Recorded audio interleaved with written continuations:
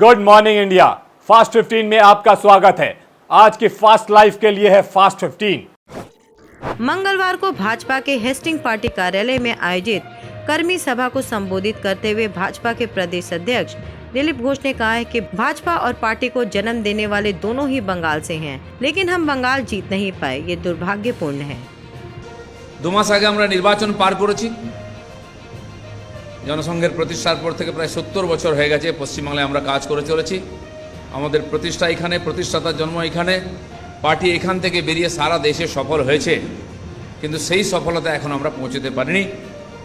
ইতিহাসের কালের মধ্যে প্রথমবার আমরা পশ্চিমবাংলায় 77 জন এমএলএকে বিজেপির নামে বিধানসভায় পৌঁছে দিতে পেরেছি এবং গত নির্বাচনের চাইতে প্রায় 25-26 গুণ মানে 250% আমাদের ভোট বেড়েছে। এটা একটা বিজেপির জন্য ঐতিহাসিক, সঙ্গে সঙ্গে পশ্চিমবঙ্গ বিধানসভার ক্ষেত্রে ঐতিহাসিক। শরণার্থিত কালের মধ্যে পশ্চিমবঙ্গ বিধানসভায় কোনো একটি পার্টি এককভাবে বিরোধী পার্টি আর এত শক্তি নিয়ে কখনো প্রবেশ করতে পারেনি। পশ্চিমবাংলার জনতা আমাদের ত্যাগ, তপস্যা আর বলিদানকে স্বীকৃতি যে আশীর্বাদ করেছেন, তার ফলে এটা সম্ভব হয়েছে।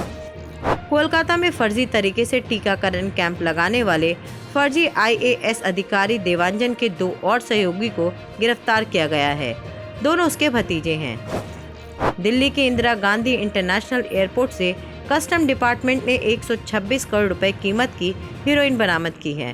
कस्टम विभाग ने 2 दक्षिण अफ्रीकी नागरिकों को गिरफ्तार कर उनके पास से 18 किलो हीरोइन बरामद की है, जिसकी कीमत 126 करोड़ रुपए आंकी गई है।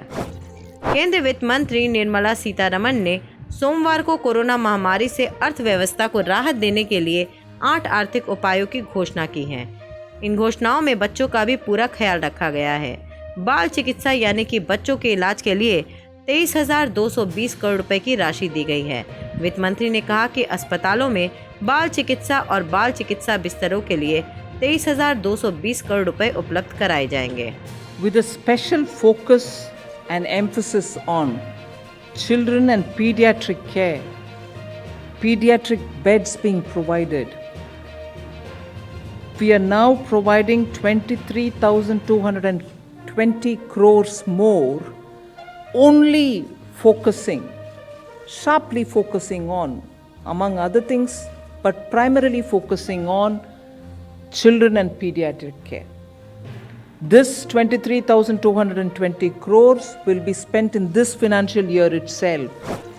मोदी सरकार और ट्विटर के बीच एक बार फिर जंग देखने को मिल रही है, क्योंकि एक बार फिर ट्विटर ने इंडिया को गलत नक्शा दिखाया है। ट्विटर ने अपनी वेबसाइट पर भारत का जो नक्शा दिखाया है, उसमें जम्मू कश्मीर और लद्दाख को शामिल नहीं किया गया है, जिसके बाद ट्विटर की मुश्किलें बढ़ गई है। इन मामलों को गंभीरता से लेते हुए ट्विटर इंडिया के MD मनीष माहेश्वरी के खिलाफ FIR दर्ज की गई है। जम्मू कश्मीर में आतंकियों द्वारा की गई नापाक हरकत को माकूल जवाब देने के लिए सुरक्षा बलों ने मोर्चा संभाल लिया है। पानीमपुरा में सुरक्षा बलों का ऑपरेशन जारी है। बताया जा रहा है कि सुरक्षा बलों ने वहीं इस मुठभेड़ में 2 आतंकियों को ढेर कर दिया गया है। हैदराबाद में एक बेकाबू ऑडी कार को ऑटो को टक्कर मारने का वीडियो सामने आया है। इस हादसे में ऑटो सड़क पर पलट गया और ऑटो चालक की मौत हो गई।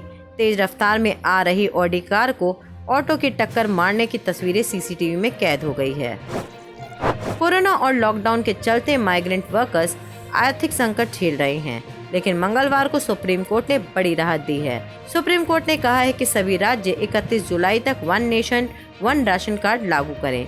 इसी के साथ कोर्ट ने कहा है कि केंद्र सरकार और NIC 31 जुलाई तक अनऑर्गेनाइज्ड वर्कर्स के रजिस्ट्रेशन के लिए पोर्टल तैयार करें।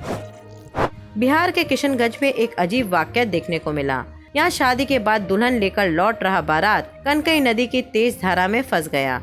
बाराती तो पैदल पैदल निकल गए, लेकिन दुल्हन फंस गई। इसके बाद दूल्हा शिवा कुमार ने अपनी नई नवेली दुल्हन को अपने कंधे पर उठाकर कनकई नदी पार कराई।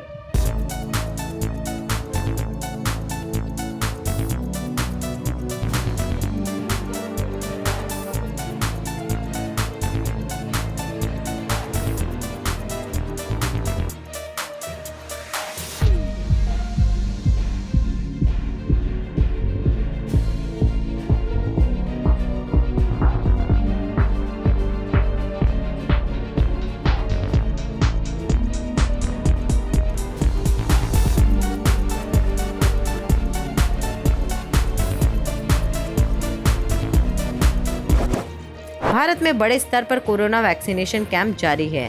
इस बीच महाराष्ट्र के थाने में एक महिला ने आरोप लगाया है कि 15 मिनट में कोरोना वैक्सीन की 3 डोज लगा दी गई। मामला 25 जून का है। ठाणे के घोरबंदर रोड पर आनंद नगर आरोग्य केंद्र पर 28 साल की महिला के साथ ये वाकया हुआ। महिला का आरोप है कि उसे एक साथ टीके के 3 डोज दिए गए। मशहूर शायर मुनव्वर राणा के बेटे तबरेज पर नकाबपोश हमलावरों ने गोलियां चलाकर कत्ल करने की कोशिश की। गनीमत रही कि गोलियां तबरेज की कार पर लगी और वे बाल बाल बच गए। ये घटना लखनऊ प्रयागराज हाईवे पर त्रिपुला चौराहे के करीब हुई। उत्तराखंड में 4 धाम यात्रा को लेकर बड़ी कंफ्यूजन की स्थिति सामने आई है। उत्तराखंड हाईकोर्ट द्वारा 28 जून को इस यात्रा पर 7 जुलाई तक रोक लगाने का ऐलान किया गया है। बावजूद इसके उत्तराखंड सरकार ने 4 धाम यात्रा के लिए गाइडलाइंस जारी कर दी है, जिसमें कहा गया है कि यात्रा 1 जुलाई से शुरू होगी। रोक के बावजूद ऐसी गाइडलाइंस क्यों जारी की गई है, ये फिलहाल साफ नहीं है। देश में कोरोना के नए मामलों की संख्या में कमी आई है।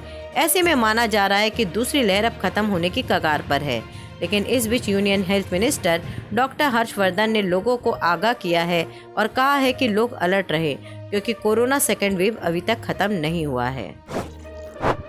मोनालिसा भोजपुरी सिनेमा के साथ हिंदी टीवी इंडस्ट्री में भी फेमस हैं। मोनालिसा सोशल मीडिया पर एक्टिव रहती हैं और लगातार अपने पोस्ट फैंस के साथ साझा करती हैं। बिग बॉस 10 में भाग लेने के बाद मोनालिसा की पॉपुलैरिटी में जबरदस्त उछाल आया है। आज की डेट में उन्हें सोशल मीडिया पर बड़ी संख्या में लोग फॉलो कर रहे हैं। मोनालिसा का एक वीडियो सामने आया है जिसमें साड़ी पहन नेहा कक्कड़ के गाने दिल को करार आया पर बड़े ही खूबसूरत अंदाज से डांस कर रही हैं। मोना के चाहने वालों को उनका ये वीडियो खासा पसंद आ रहा है। कोविड की तीसरी लहर और वायरस के नए वेरिएंट डेल्टा प्लस को देखते हुए कांवड़ यात्रा न करने का फैसला लिया है। हर साल कांवड़ यात्रा में दिल्ली, पंजाब, हरियाणा, उत्तर प्रदेश समेत अन्य राज्यों में लाखों शिव भक्त गंगा जल लाने के लिए हरिद्वार आते थे। लेकिन पिछले 15 मार्च को प्रदेश में कोरोना संक्रमण का पहला मामला मिला था। संक्रमण के खतरे को देखते हुए सरकार ने कांवड़ यात्रा को स्थगित करने का निर्णय लिया है। आज के लिए बस इतना ही। कल फिर मिलेंगे फास्ट 15 के साथ।